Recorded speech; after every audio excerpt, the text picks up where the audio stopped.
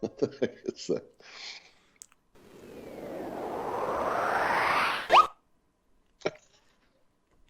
What the? Slightly different intro there from our friend over, Justin, making, Oh, that's good. yeah, yeah, good. Unlike the, I don't know, for viewers at home who can't see literally anything, the monitor is once again flipped in Windows. 1 is 2, 2 is 1, which means I can't actually see this controlling.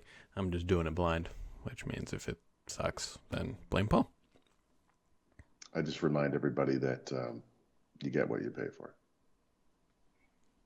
This is about a 1 peso episode. Yeah, I was going to say, sometimes I get a lot less than I pay for, but yeah. Like an early death.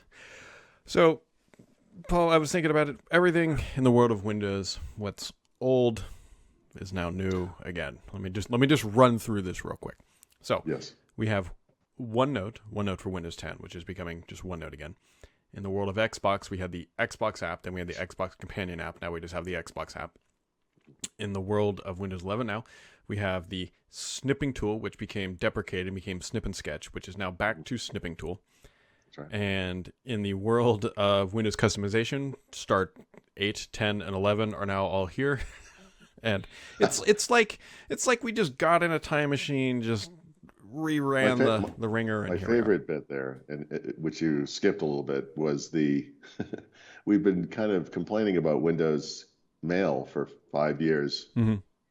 and we've been told there's this Outlook client coming down the pike that's going to replace everything, and Microsoft's like, yeah, we'll just update the Mail app too. Like, yeah, I mean, they said there were some updates, and yeah, it's the same Mail app. I mean, it's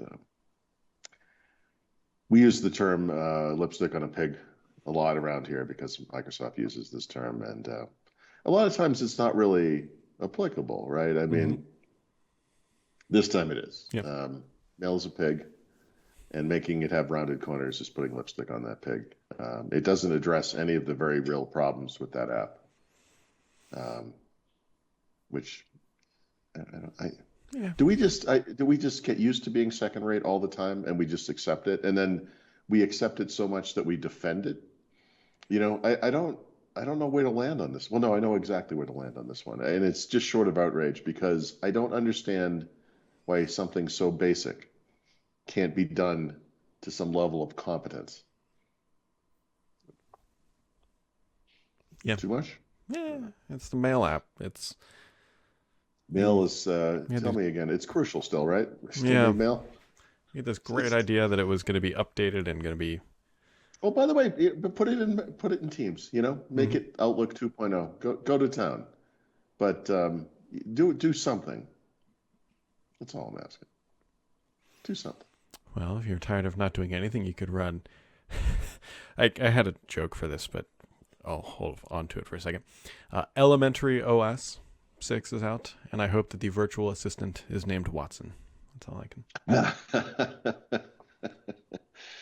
Yeah, it's not. What does this run on top of? Oh, it runs on top of Ubuntu. That's right. So it looks good. I've been meaning to. I've been doing this for a long time, but I've been meaning to start up some kind of a series on Linux. So this is one of my top contenders. It's not the only one, right? Pop OS is up there. I also kind of like the idea of. I think there's one. Yeah, Zorin OS, I think is the name of it. Is one. They're specifically starting to make Linux distributions for beginners. Meaning from people coming from Mac or Windows who. But even something like Elementary. I mean, I hadn't looked at it in a while. I've looked at it before. I mean, for obvious reasons. You look at it like this looks like a little bit like the Mac. It's nice looking. But just something even as simple as downloading Firefox. And installing it. It's not one of those TarGZ things anymore, but it's something very similar to that. And it just downloads this thing that just extracts a folder structure, and you're like, oh, okay, what do I do? So still Linux, but yeah, it's pretty at least. yeah, it looks good. I mean, like visually, like it's I don't know, it's kind of like take Mac OS and ram Windows on top of it, and then sprinkle on some nerd, and you got. Well, I mean, if you I'll just say this. I mean, for a lot of people, they can get a lot done with the web, and Yep. obviously Linux does have native apps. I mean, let's not discount that, but um, it's some goofy web app, some goofy normal apps. But if you can mostly get by on the web, you could say, well, maybe I could get a Chromebook, and sure enough, I mean, those things are inexpensive, et cetera, et cetera. But if you use the Windows and the Mac, at least for me, I find Chrome OS to be very, very confining. Hmm. And Linux might be a way to run mostly web apps in an environment that's safe and secure and private and all that stuff. And maybe has that smattering of native apps that will kind of put it over the top. It's an idea. I mean, it's something I'm exploring and will hopefully start writing about sometime this century. I don't know. See how it Yeah. goes. Chrome OS. Hmm. It's like Maybe. Linux is like Chrome OS for an adult, Yeah. Right. Right. sort of. Maybe. Yeah. I don't know. Not too much is going on. How is the So no, Mexico? no new problems. I I um I was going to document the series of mishaps we've had as part of my, like I usually write Hmm. like a what I use article about kind of a major trip like this.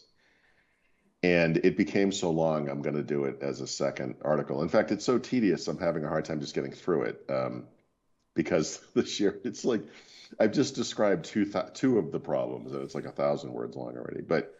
Um, but the good news is no new problems. So yesterday went great. Just, as you can imagine, your Hmm. children are flying to meet you internationally for the first time. They are adults. I mean, they're in well, Kelly's 18, but um, they, they did great, and of course they did. But, it's stressful as a parent. So yesterday was stressful, but it all went well. We got into the Airbnb. The connection here is actually pretty good. I don't know what this is going to seem like to people watching and listening to this, but I can wire into the router and get 200 and something megabits or That's whatever. So awesome. it's like the 21st century again. So that's nice.